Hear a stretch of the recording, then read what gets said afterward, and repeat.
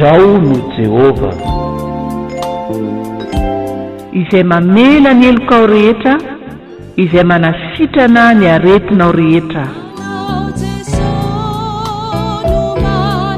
fotoana izay amankin'Andriamanitra manokana ny marary sy ny ankonana misy ny tsy salama, ny fandaharana, izao no Jehova.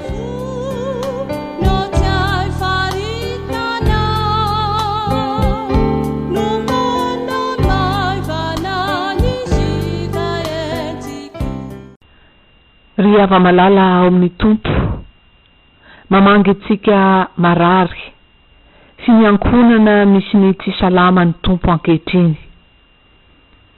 Fahasoavana, famondrapo lehibe zany. Manasanao ary ry havana, andeha isika hanandratra ny Tompo ka hiarahantsika mamaky ny Salamo 3:7. Andininy voalohany sy ny faharoa, ary dia raisitsika ihany koa ireo amin'ny andininy 1:20 sy ny 2:20. Salamo 3:7, iarahantsika manandratra ny Tompo. Ny andininy voalohany sy faharoa, dia mitsambikina ny andininy 1:20 sy 2:20. Aorianan'izay dia hivavaka isika.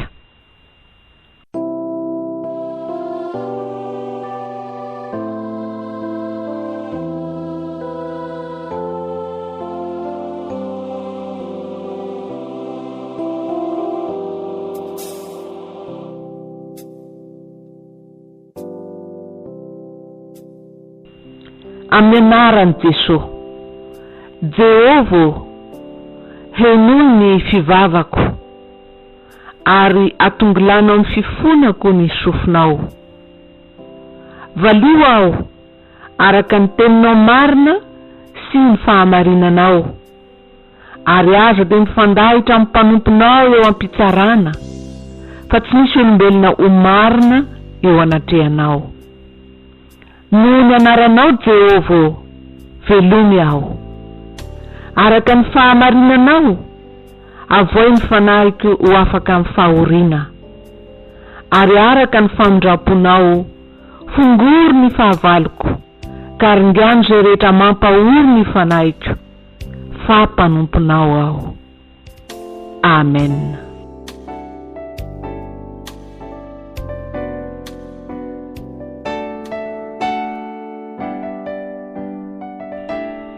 Hivavaka isika. Jehova, ry Andriamanitra io, midera sy mankalaza anao zahay. Miantso ny anaranao. Dia ianao le Andriamanitra tia ny vavaka. Ianao le Andriamanitra manongilana ny sofinao. Ianao le Andriamanitra marina, izay tianay ka mamangy anay amin'izao ora izao. Ianao le Andriamanitra tsy mba mifandahatra mandrakariva. Ianao le Andriamanitra marina, izay miasa noho ny amin'ny anaranao. Jesosy Tompo, misaotranao izahay, fa na dia tsy hita ny masonay, ara-nofo aza ianao, dia fantatray ny fitiavanao, fantatray ny fahasoavana lehibe eo aminao, ary dia ny fanahinao masina hangatahinay ankehitriny ho aminay rehetra tsirairay avy. Indreto ny olonao, indreto ny marary Tompo, mivory, mifanometanana eo anatrehanao, hatreo feno, ary miresaha aminay, mitenena aminay, ampitomboy ny finoanay, mba ho voninahitry ny anaranao ny zavatra rehetra, amin'ny anaranao Jesosy Kristy. Amen.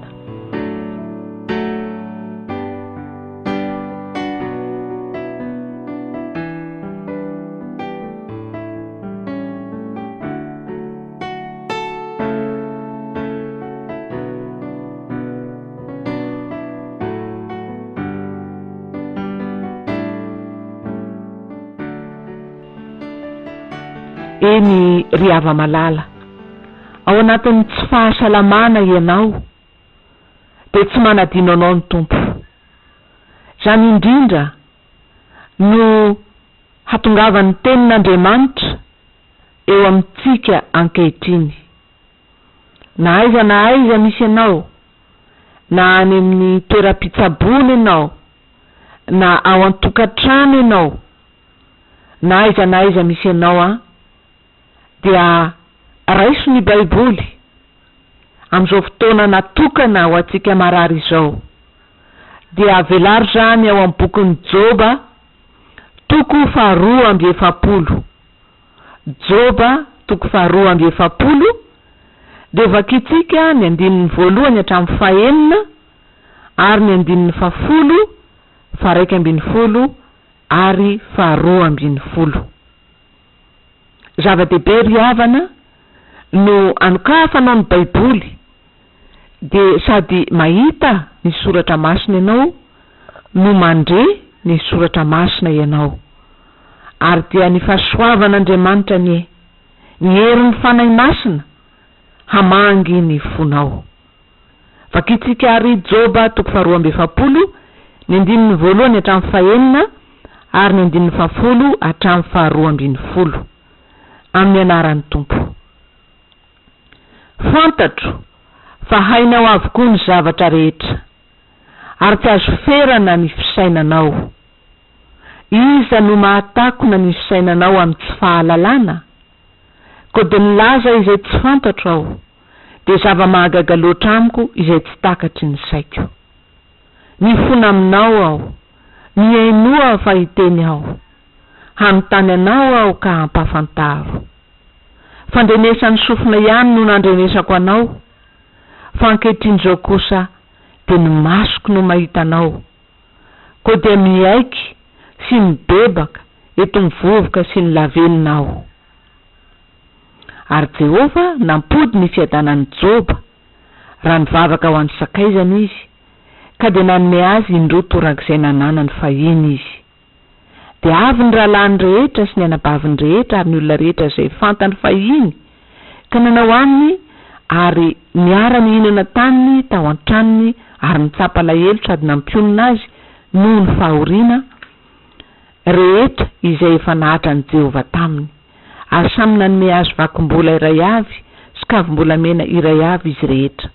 Ary Jehova nitahy ny fiafaran'ny Joba mihoatra noho ny voalohany, ka nanana ondry amanoso 400 alina sy rameva 920 ary boriky vavy 1,000 izy, ary nananjanaka 7 lahy sy vavy 3 koa izy. Ka ny anaran'ny zokiny nataony hoe Jemima, ary ny manarakaraka Kezia, ary ny faravavy Kerena Apoka. Amen. Io no toko farany ry havana amin'ny bokin'ny Joba. Teny farany izay nataon'ny Joba teo anatrehan'Andriamanitra, ary manambara ny fiafarany ny fiainan'ny Joba. Joba ilay lehilahy izay nambaran'Andriamanitra fa marina, voadinidinika Andriamanitra, hitantsika any amin'ny toko 1 zany, ary navelan'Andriamanitra hananany Satana fahefana anendry izay momba azy, afa-tsy ny ainy ihany. Hitantsika eo amin'ny Joba toko 1 ka eo amin'ny 5. Satria noheverin'ny Satana fa filan-javatra ny an'i Joba, dia hoy izy hoe 5 toko 1, ary Satana dia namaly an'i Jehova ka nanao hoe moa tsy fanantenan-javatra va no hatahoran'ny Joba n'Andriamanitra? Tsy ianao va no nanao fefy manodidina azy sy manodidina ny tranony ary manodidina izay ananany rehetra? Notahinao ny asan'ny tanany, ka manenika ny tanany omby amanondriny, fa injiro ange ny tananao ka tendreo izay ananany rehetra, raha tsy andahanao eo masonao azy izy. Dia hoy Jehova tamin'ny Satana, indro eo an-tananao izay ananany rehetra, fa ny tenany ihany no aza anjiranao ny tananao. Zay le tantaran'ny Joba. Napanga azy Satana hoe fanantenan-javatra, satria tahinao izy Andriamanitra, omenao zay ilainy izy, ambininao izy, de manjary matahotra anao izy. Fa ainjiro nge ozy ny tananao zany hoe esory nge reo fitahina be dia be reo raha tsy andahanao Joba. De hoe Andriamanitra, ndana ataovy ny asa ratsinao Satana, fa ny tena ny ainy ihany no tsy anjiranao ny tananao. De nanomboka niatra tamin'ny Joba zao karazam-pahoriana isan-karazany zao ary lasa ohatra ny amin'ny fahavoazana lalina ny fiainan'ny Joba. Raha vao miresaka hoe Joba de ny zavatra mbe ao an-tsaina de fahoriana tsy manam-paharoa, satria sady maty ny zanany, noripaka ny arenany, ary izy ihany koa de niara-ny aretina vaia zay tsy nety sitrana, ka na ny vadiny aza efa namporisika azy hiala tamin'Andriamanitra. Fahoriana tsy roa aman-tany ry havana. Hitatsika nefa ny hafarany Joba de arak'ilay niarahantsika namaky teo amin'ny Joba 2:7 ka manomboka ny 9 sy ny manaraka. Hitatsika fa niverina tamin'ny Joba ny fahasalamana, niverina tamin'ny Joba ny fankasitrahan'ny fiarahamonina, niverina tamin'ny Joba ny arenany, ary de mbola nananjanaka Joba. No tahin'Andriamanitra izy, mihoatra no tamin'ny voalohany.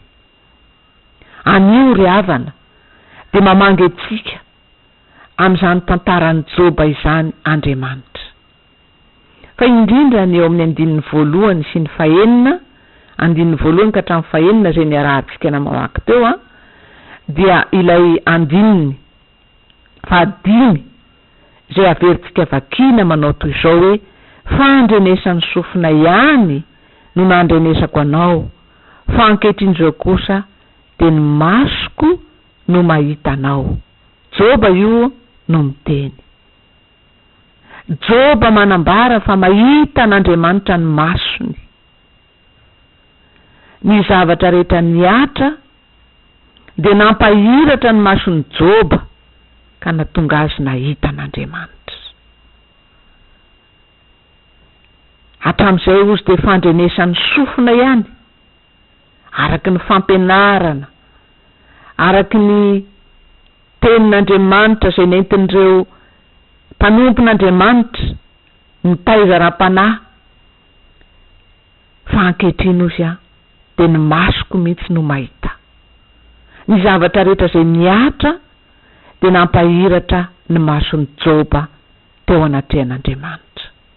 Ary de zany ihany koa ry havana no sitrapon'Andriamanitra, kendren'Andriamanitra amintsika, aminao, amin'izao aretina tsy fahasalamana mahazo anao izao, de mba ampahiratra ny masonao ka ahitanao an'Andriamanitra. De inona moa no zavatra nitranga? De nieky ny fahalebiazan'Andriamanitra i Joba, ary faharoa nieky ny fahakelezan'ny tenany i Joba.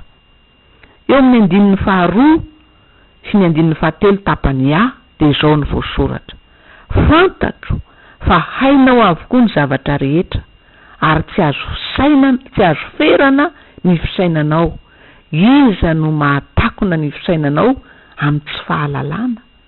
Nieky ny fahalebiazan'Andriamanitra, tsy azo ferana i Joba. Zay no famantarana anankiray fa mahita an'Andriamanitra izy.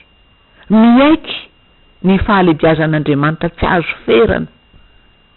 Fa ny faharoa de zao, le hoe mahita an'Andriamanitra ny mason'ny Joba, de zao koa nieky ny fahakelezan'ny tenany i Joba. Fa iratana ihany koa zany, nieky ny fahakelezan'ny tenany. Eo amin'ny 7 tapany faharoa de hoy izy hoe: ko de nilaza izay tsy fantatro aho, zava-mahagaga izay tsy takatry ny saiko, ampafantaro aho Andriamanitra. Nieky Joba fa kely de kely izy, kely de kely izy, fohy ny fisainany, tsy takatry ny saiko izy, fa ampafantaro aho. Zay ry havana ny mamaritra ary manamarika fa nahiratra ny masony Joba, de manjary hitany ary ekeny ny fahalebiazan'Andriamanitra tsy azo ferana, ary hitany sy ekeny ny fahakelezan'ny tenany, ny fahafoezan'ny fisainany, zay mila mianatra ary zay mila ampafantarin'Andriamanitra. Ry havana, ny fahoriana, ny zavatra sarotra, ny aretina rehefa mitodika amin'Andriamanitra isika, de atsapatsika ny fahalebiazan'Andriamanitra, fa ho Jesosy hoe zay tsy hain'olombelona ne hain'Andriamanitra e. Fa raha mbola ao anatin'ny fahasalamana, fahombiazana ny olona, matetika mihevitra ny tenany ho mahatonga n'izany fahombiazana sy tanjaka izany, mihevitra ny fahaizany, ny heriny. Salama aho satria zany manao fanatanjahantena, za mitandrina an'izao, mahomby am'izay ataoko satria zaho ane nianatra mikasika an'izao, de tonga takona zay fahalebiazan'Andriamanitra, fa ny tena no hita, ny eo amin'ny tena no ianteherana.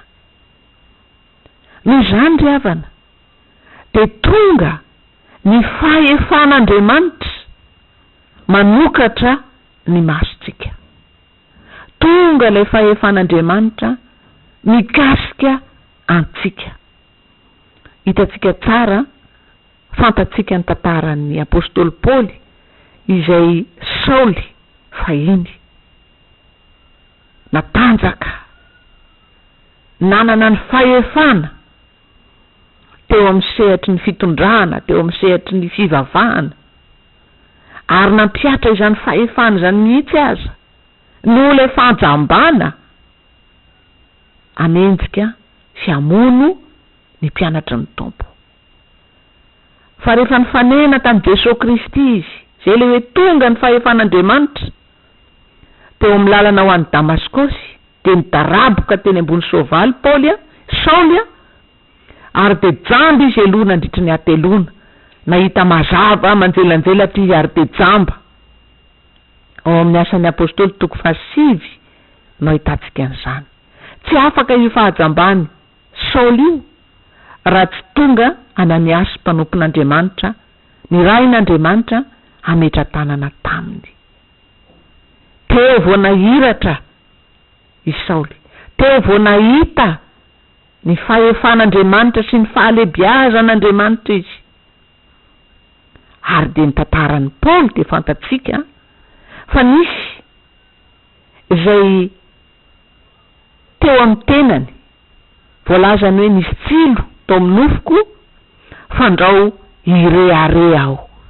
Korintianina 2:2 no ahitatsika an'izay, de ny eo amin'ny 7. Korintianina 2:2. Ary fandrao irearea no ny abetsaky ny fanambarana aho, de nasiana tsilo tamin'ny nofo, de irako Satana Melia fandrao irearea aho.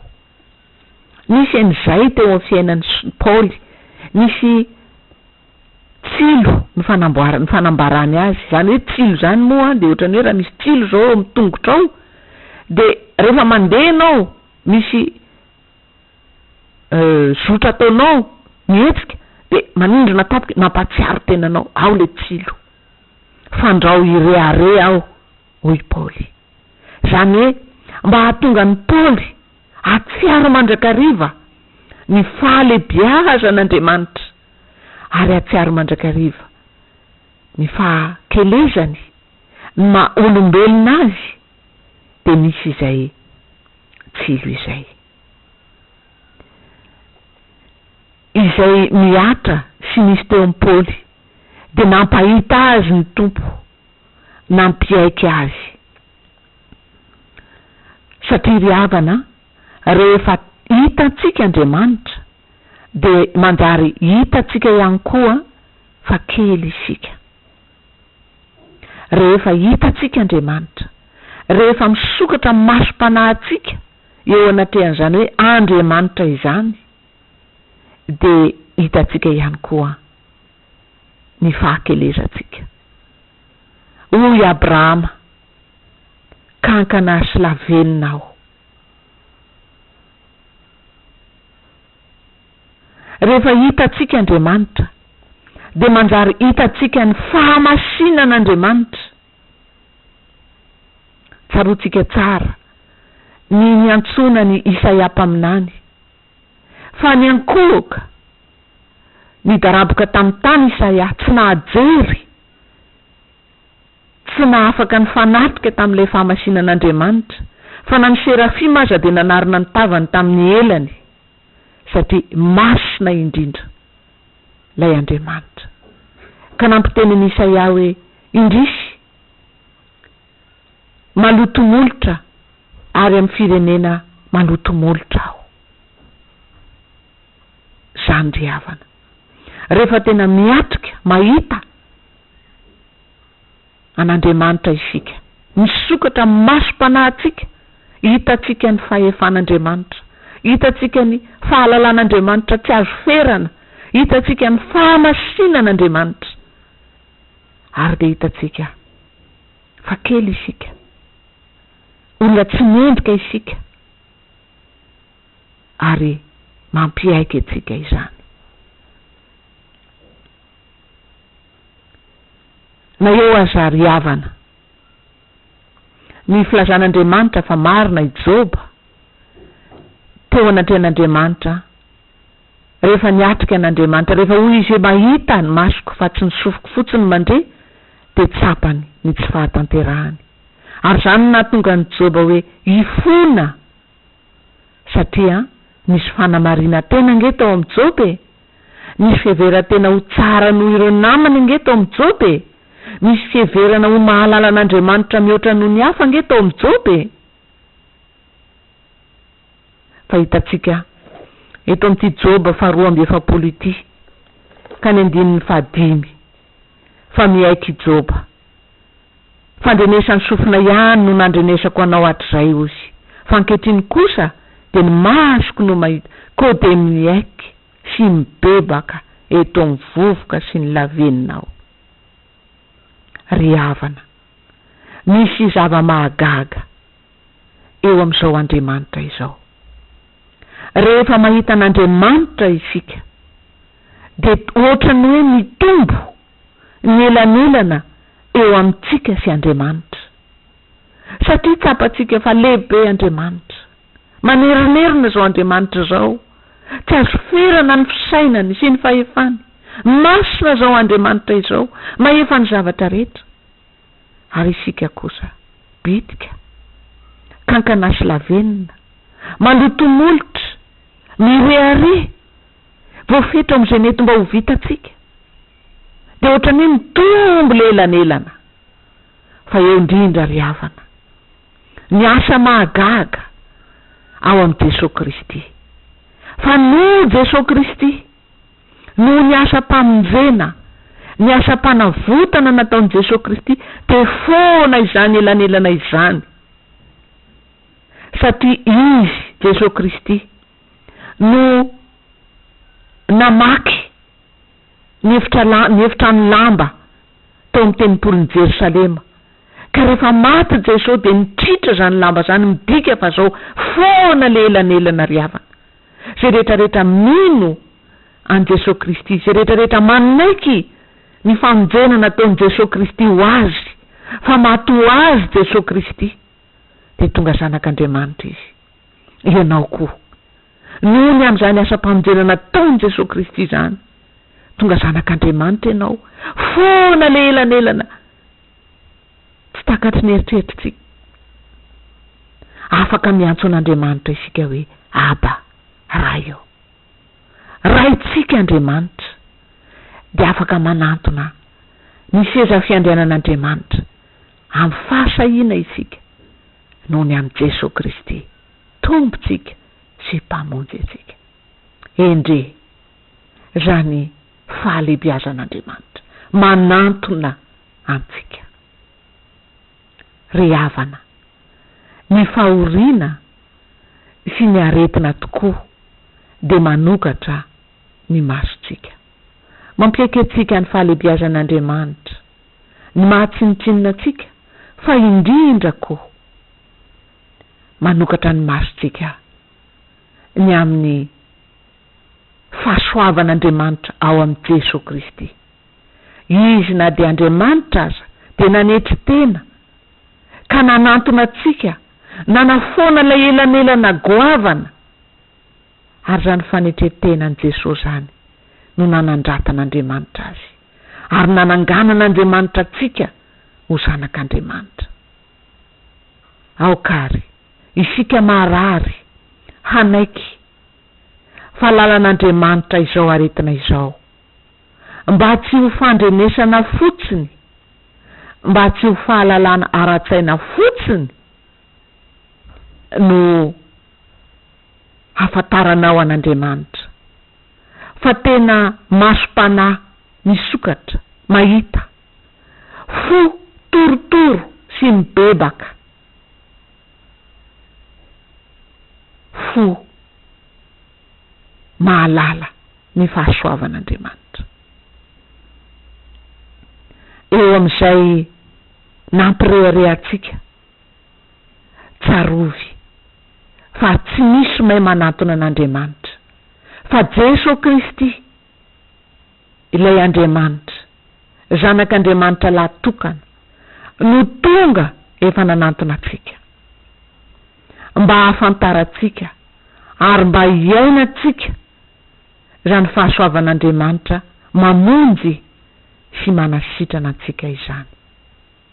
De jereo mbanjilo ny tompo mba ho voavonjy sy ho sitrana ianao, tsy ny fahamarinanao ary tsy ny fahatsaranao, fa ny fahasoavan'Andriamanitra lehibe miasa noho ny anarany sy ny fitiavany tsy misy mibaiko. Deo aminao ane ny fahalalana tsara, ny fitiavan'Andriamanitra sy ny heriny ary ny fahasoavany ao am' Jesosy Kristy. Ho an'Andriamanitra ny voninahitra. Amen. Hivavaka isika.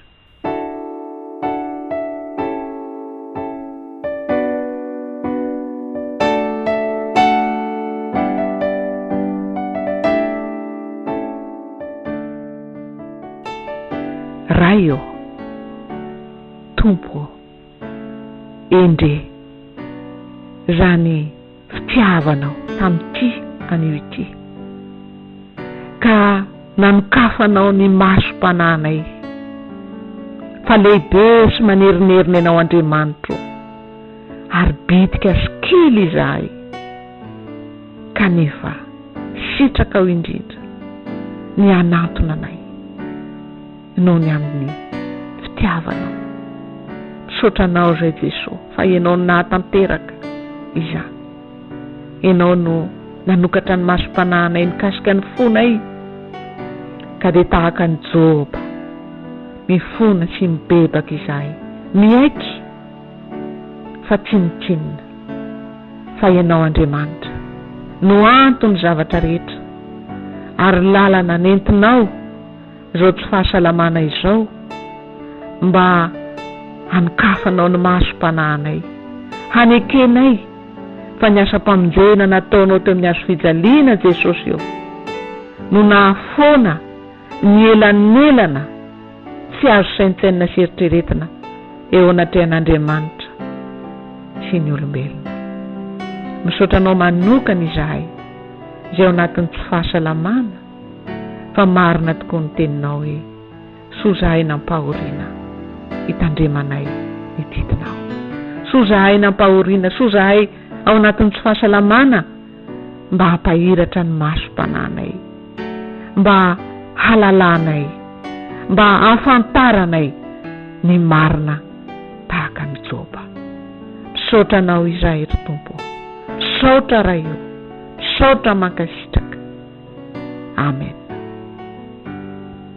Ry havana, Andriamanitra mamangy antsika, manokatra ny masom-panahintsika, dia Andriamanitra manan-katolotra ihany koa izay rehetra manantona azy.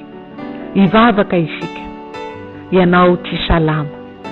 Andriamanitra eo anatrehanao ankehitriny, efa niresaka taminao izy teo, fantany ny aretina mahazo anao, ary dia fantany ihany koa ny finoanao, ny fiantsapazanao aminy, koa dia ambarao amin'ny tompo, ambarao amin'ny tompo ny etaetanao a, anasitrana anao izy. Hivavaka isika. Tompo, ry Jesosy Kristy zoko mahalalanay, ianao tokoa no Andriamanitra lehibe, Andriamanitra tokana mpamonjy anay, mpamela ny elokay ary mpanasitrana ny aretina rehetra. Indreto izahay mandohalika eo anatrehanao, hitanao Tompo ny mahazo anay, fantatrao amin'ny anarany ny olonao tsirairay avy, hitanao ny tsy fahasalamana, ny aretina, ny any anatin'ny tova rehetrarehetrany, ny mikorontana, ny tsy fahampinany, ny fery isan-karazany. Fantatrao zany, hitanao zany. Ianao le Andriamanitra namorona, ianao le Andriamanitra namolavola tany an-kibon'iny, ianao le Andriamanitra mbola miazona ny ainay, ka ahafahanay mbola miantso anao anio. Tompo, tendreo ny mpanomponao, ka na inona aretina, na inona tsy fahasalamana, na inona mety fitsaboana sy volalany teo anatrehan'ny zany fitsaboana izany, Tompo, mitenena fotsiny ihany dia ho sitrana ny olonao. Henoy ny vavaka, henoy ny fitarainana, henoy ny fanolora-tena Tompo, satria olonao izahay, ondry fiandrinao izahay, sitrano, atsangano, atanjao, ary dia fenoy ny fanainao masina. Ianao no mametraka ny tananao aminay tsirairay avy, ka mitay anay ary mitsodrano anay. Misaotra indrindra Jesosy, misaotra Tompo, misaotra ry mpanjaka anay eo, ry Andriamanitray, ry mpamonjy anay mandrakizay. Amen.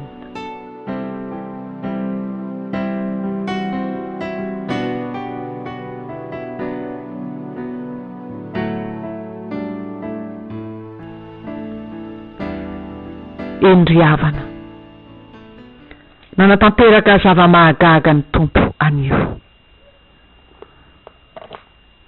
Ny fotoana voafetra fa ny Tompo dia eo anilan'izay torotoro fosy mangorakoraka noho ny amin'ny teniny.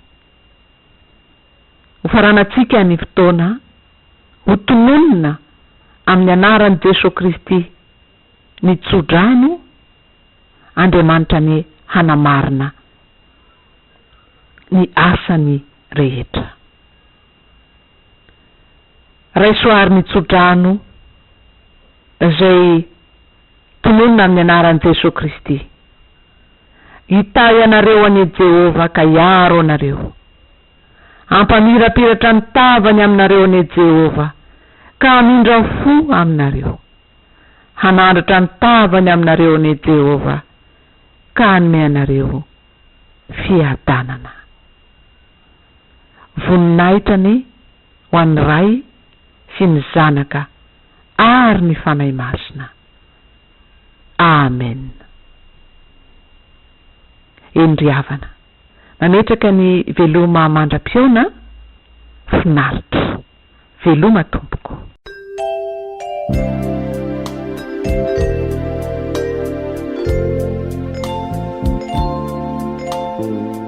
Izaho no Jehova. Fandaharan'ny radio vaovao mahasoa iandreketan'ny mpanompon'Andriamanitra Rajaona Rizon Pascal Lamivady.